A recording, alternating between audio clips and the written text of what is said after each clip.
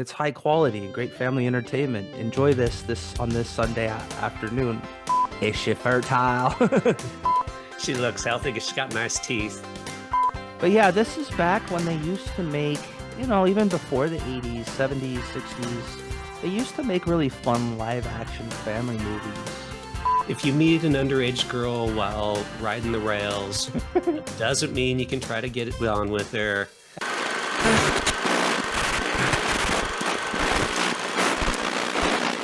Journey of Natty Gann, 1985. Directed by Jeremy Kagan, written by Gene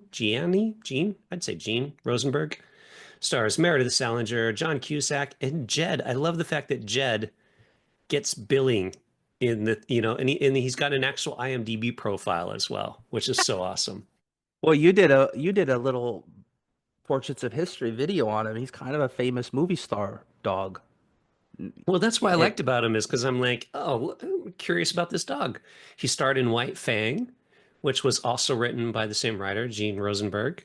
Jed the dog. Did the dog, the And wolf. Meredith Salenger, so this is her first leading role on screen, and I guess there were like over 2,000 applicants and 300 girls auditioned for this role, and Meredith Salenger got it, kickstarting her career in film. Wow, good for her. I mean, worked out. Yeah. Now we saw. I mentioned this movie when we talked with our new friend Chris Clues. Mhm. We had a podcast episode where we talked about movies people should watch because they would learn something, and I brought this up because people would learn, you know, empathy and triumphing through adversity or whatever I said. But you two had never heard of this movie at all, which is crazy to me because I can't believe you never heard of this movie. No, it's one of those like kind of lost Disney films, Yeah, it kind of right? is. Yeah, which is kind of annoying because it's an actual film, especially nowadays when it's Star Wars, Marvel, or slightly live action remix of their animated films. Yeah, this is back when they made good stuff, and Yeah. I was trying to remember when I saw this. I don't think I saw this in the theater. And I was like, when did I see this? But then I was like, oh, I remember now. Do you remember the Disney Sunday movie on ABC? Yep. So every Sunday they'd have a movie. They'd show a movie or maybe they'd break it up into two parts. But the Michael Eisner, the CEO of Disney, would come on and introduce it. And he'd interact with like Tinkerbell or whatever, and he'd introduce the movie and he's like, yeah, this is a really good movie we made. Um, it's high quality and great family entertainment. Enjoy this on this Sunday afternoon. And this was on that in October 1987, and it was a two-parter actually. And this is where I think I saw it.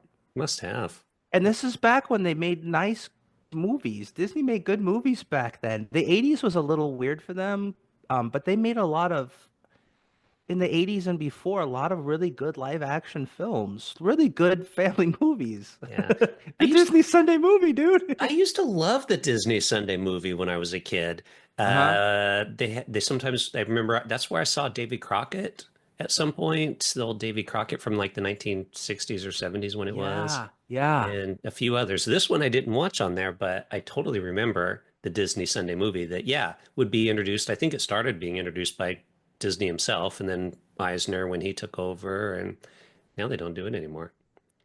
Well, I don't know what they're doing now, but this is back when it was like you'd get you and you literally maybe as a family you'd get together and watch the Disney Sunday movie. And you'd Yeah. watch things like The Journey of Natty Gann, which is a great family movie. Yeah, yeah. Well, since most people probably haven't seen it, I guess we should talk about what happens. Yeah. So it basically starts off with Meredith Salenger plays Natty Gann, and her father is played by Ray Weiss, not playing somebody evil, which is always rare in Ray Weiss's case. Yeah. But they're living in, is it New York? Chicago. Chicago.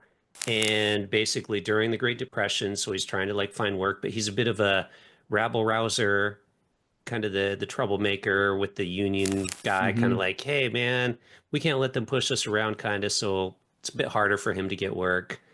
and they're staying in this kind of rundown hotel that's ran by this lady who's kind of got, I think she kind of has a thing for Ray. Oh, you think Did you get that so? vibe? I kind of got that vibe, and I Oh, think that's why she's tolerant of him, but she's definitely not a fan of Natty Gann. no, not at all. Maybe she wants her out of the picture. Maybe. Oh, Hmm. I didn't pick up on that, but I think you have something going there. I think so. I think so. I could be wrong. So anyway, Ray gets an offer to go do some logging in the Pacific Northwest, our hood. And the catch is he has to leave like right away. And so Natty's out running around doing her thing like she does and visiting Scatman Crothers, by the way, who I believe this was his last movie appearance before he died. Scatman If you from don't The if you Shining. don't count voicing Jazz in Transformers the movie, then yes, that's correct. Okay. All right. So yeah, most people probably recognize him from The Shining, but yeah, Scatman Crothers, coolest name in town. So Natty's out running around, causing trouble like she usually does, and so her dad, Soul, isn't able to actually say, "Hey, I gotta leave. I gotta do this." So he grabs the lady in the hotel and basically leaves a note with her and says, "Hey, kid, sorry, but I got to ditch you with this lady. Don't worry, she'll take care of you. And then when I get some money, I'll send for you." And he takes off to the Northwest. He hops a bus. And Natty's like, "Man, guess I shouldn't have been out screwing around." And has a little trouble with the lady because, again, she's a troublemaker. Police show up, that kind of stuff. And gets into a fight with one of the local boys and beats him up because they were smoking cigarettes or something like that. I don't even remember why she beats him up. Because it's the Great Depression. That's what you do. That's So what yeah, you do. yeah, she beats up one of the little boys, and the lady decides to send her to the orphanage. She doesn't want to take care of Natty anymore. Natty overhears and decides, well, fine then, I'm going to where my dad is.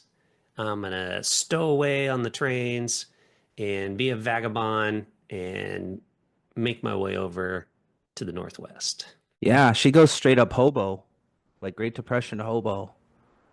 And along the way, she meets Jed the Wolf, who she calls Wolf. So he's a fighting dog, and she sets him free. So Wolf befriends her, and she befriends Harry, played by John Cusack. Kind of has an innocent little romance with him. I don't know if And it's all that, but yeah, first, of course, they like, fight a little bit, but mhm. kind of a creepy romance because isn't she like, she's like supposed to be like 15 or something like that? I mean, Well, I and guess in the and Great Depression, if you weren't married by 16, there was something wrong yeah. with you, but you know. Well, Meredith was like 15 when she made the movie, but her character is supposed to be like 12. Okay, so even younger. So maybe I guess I didn't really think about that kind of. Maybe it's not so innocent, but maybe it was back in the Great Depression, right? Is she fertile? Yep, yep. She's She up for breeding grabs there. stock. I bet you she's a good breeder. She looks healthy because she's got nice teeth. We need to reproduce. Yep. Yeah, but she meets good people, bad people.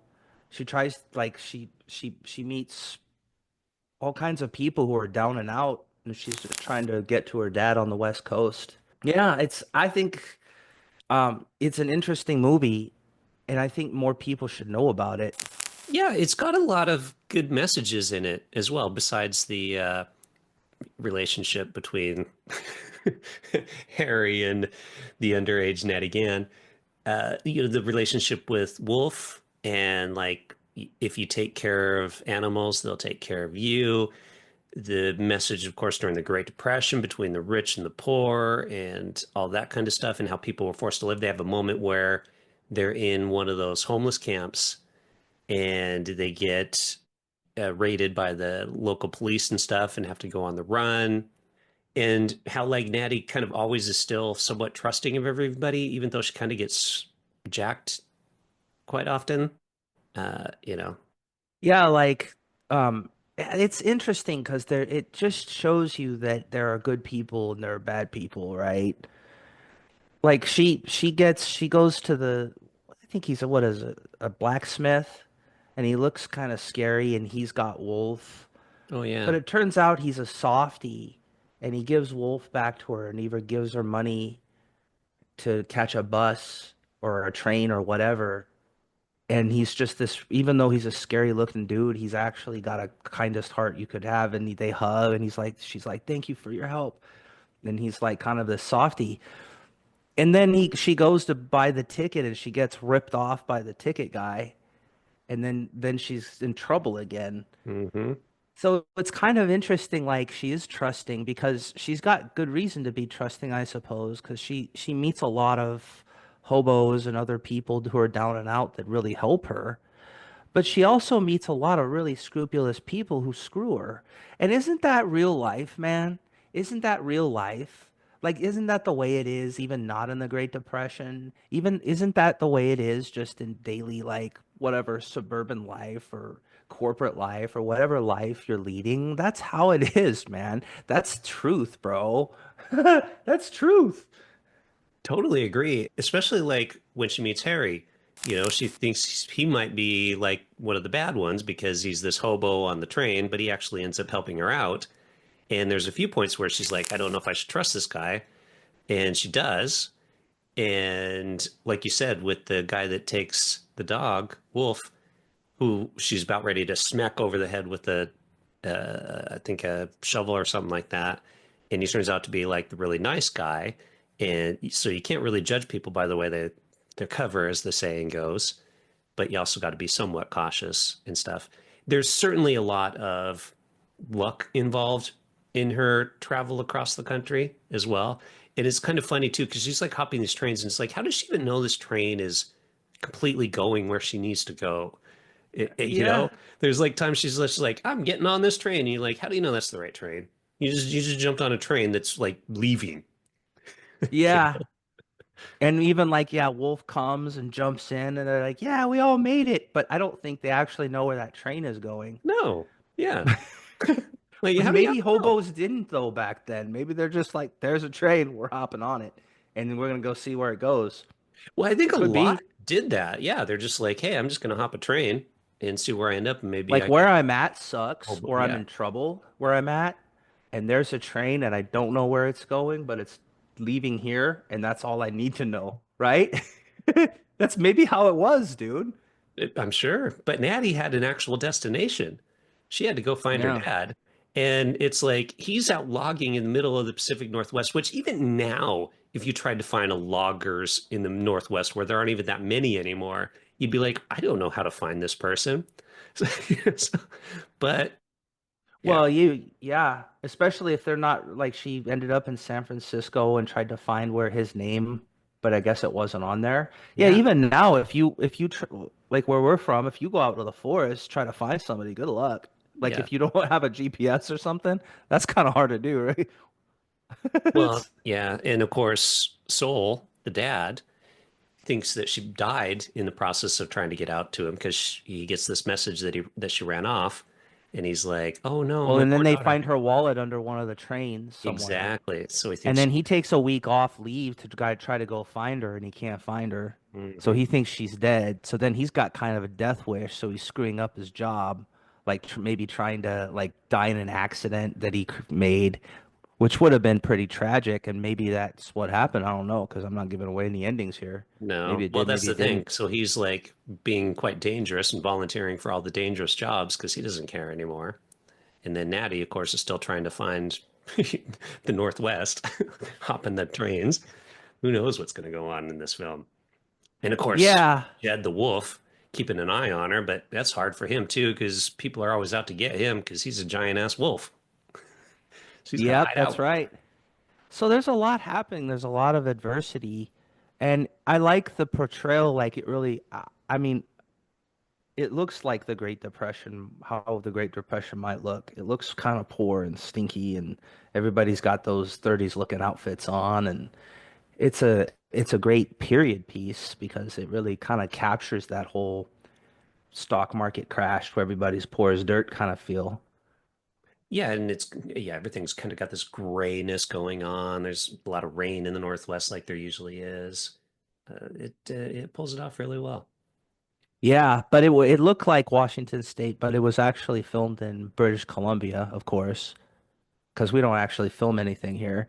No, because they give deals to filmmakers, and Washington State is like, no, we only give deals to massive tech companies to come in Yeah, and to destroy our cities and raise the yeah, prices of everything. But the yeah, and arts, make people no, we're not going to weird. give any deals to artists.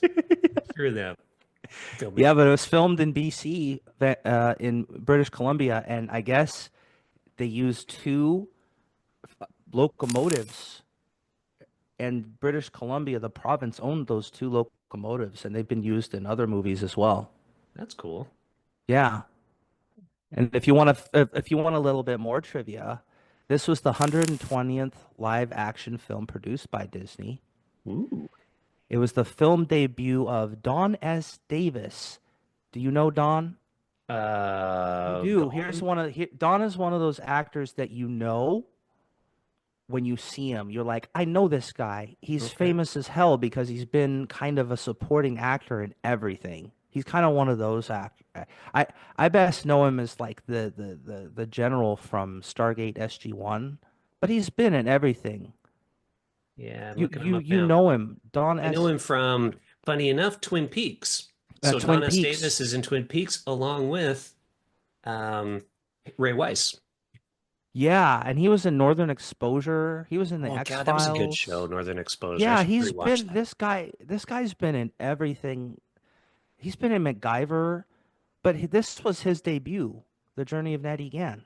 Wow, I did not know that. I So would have if thought you he'd look at been his acting much IMDb, longer than that.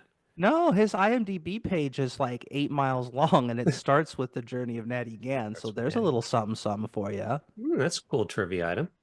Yep. Journey of Natty Gann. Railroad Brakeman. Yeah. So there you go. There's a couple pieces of There's a couple. Oh, and one other thing. So the whole film score was done by a guy named Elmer Bernstein, Hmm. but it was completely replaced by a soundtrack from James Horner. So James Horner replaced him as the music composer. Aw, they didn't But like his music. I guess not. But Bernstein's version came out in a album or something in 2008 or something. So Okay. at least he got a little redemption there. He's like, hey man, I got this music I wrote and recorded, so might as well put it out there and see if people like it. Yeah. So this is the first this was this the first time you saw this movie? Like I said, I'd never even heard of it prior to you telling me. And no, That's definitely did crazy. not see it. When I started watching, when I watched it, I was like, nope, had never seen this. So, yeah. Wow. I know, So and what I did you like John think? Cusack as well. Like, I think Yeah, it's I not like love there his films. weren't any famous people in it. John No, Cusack was famous at the time. exactly. He was well known. It's Disney. You would think, I'm curious how much time it got in the movie theaters. It couldn't have gotten a lot, I because think again, never heard of it it. wasn't like a huge hit or anything. I think it made its money back with a little bit of profit, but it wasn't like it was an under the radar kind of thing. It was kind of a sleeper. Um, Um, Oh, I don't know if it made money though, because it's budgeted, according to IMDb, 8 million budget, and it grossed 9.7 billion, 8 million, grossed 9.7. And that budget doesn't include advertising. So if they spent, depending on how much they spent on advertising it, yeah, so maybe they broke even at maybe best, broke even. Yeah. but yeah, this is back when they used to make, even before the 80s, 70s, 60s, they used to make really fun live action family movies. And I think this is one of them. So what did you think about it as a first time watcher? Like now that you're old, you're watching it the first time. What do you think? I liked it, and I'm kind of bummed that I didn't see it as a kid because I would have liked it as a kid. This is the kind of Hmm. movie I would have liked. I'd be like big fluffy dog, taking care of the people, going across country on the railroad, that kind of stuff, like an adventure film, but not like too dangerous or scary or anything like that. This is a Hmm. great family film, and I totally would have loved it as a kid, and I still liked it. I liked it as an adult watching it. I'm glad it's on Disney Plus because that's where I was able to watch it. And so I'm glad that they haven't like taken it off because it involves people smoking cigarettes or something like that. They're like, no, we don't support smoking anymore, so we've removed all smoking. It does have like a disclaimer at the beginning though, when you Oh, start does watching it? it. Yeah, exactly. Like, Oh, did it get one of those disclaimers yeah, about, like, hey, you shouldn't like date underage girls and smoke, yeah, and this wolves aren't has pets, themes that are whatever. no longer considered, it's whatever that little generic saying that they have. I don't even remember what it said, but it was one of those. Yeah, totally. Oh, it got one Like, of those. yeah, if you meet an underage girl while riding the rails, that doesn't mean you can try to get it on with her. Don't smoke cigarettes, and Wolves aren't pets. wolves aren't pets. Yeah, exactly. Let them run free. Wolf life matters. Yeah, wolves' lives matters. I love the Well, story of Jed, though. After he retired from acting, because he was getting too old, he went to like this nice little refuge, or this like sanctuary in California where he lived out the rest of his life, like being treated really well in this nice big sanctuary and stuff like that. And then when they died, they actually took his ashes to the Northwest and buried him in the Northwest because that's where he's from originally. He was originally from the Washington State oh, or nice. BC or somewhere it was. He was from Bellingham. I think he was originally from like Bellingham or something like Yeah, that. something like that. I think that's what you said in your video. Yeah, whatever I said in my video is correct. I don't remember Yeah. what I. By the way, if you're interested in Jed the Wolf and learning more about him, you can go to the Portraits of History YouTube channel, and there's a whole little video, little biography about Jed the Wolf, who was who was the star of this film, Yeah, and yeah, there's a little biography. You can check it out. it's pretty cool. It's well Yeah, narrated. The guy who it narrates is. it has a really nice narration voice. It does. Yeah, it's fantastic. Yeah, yeah. So what's your rating then? I'm assuming a thumbs up still? Oh yeah, definitely thumbs up. I like this movie. I liked it when I was a kid. It brings back memories of Sunday, the Sunday movie, like Sunday afternoon. Your whole week's gonna start. You're a little bummed out, but you know Michael Eisner's gonna come on, introduce a nice family movie. I remember watching these movies with my grandma, like on Sunday afternoon, and maybe she'd cook up something, and it's just this brings back a lot of good memories for me, and it's a fun family adventure. And I think it's okay that they smoke sometimes because it was the 30s, and we don't really have to, have a disclaimer about that because everybody knows. Yeah, everybody knows that's what they did back then. We've since learned maybe don't do But it. it's good. It's a good family adventure. I like it. Yeah, Um, 100%. I just because, like I said, it's got the inappropriate relationship and smoking and a few other things that should not stop families from watching this because the message is what's important to this film, and I think that gets through. yep. So go watch it. Do it I guess you have to get Disney Plus to watch it, or or you could download it just rent illegally it. or Yeah. rent it or You download can it you from whatever torrent site you download movies from. Yeah, Yeah, but go watch it. If you haven't heard of it, you haven't seen it, I think we would need to help resurrect this movie. I think it's underlooked. It's overlooked for sure. It's definitely overlooked 100%. So I think we need to resurrect um, this movie and let people know about it and that they should go watch it with their kids. agreed. On a Sunday Do night, it. pretend it's Sunday night Disney.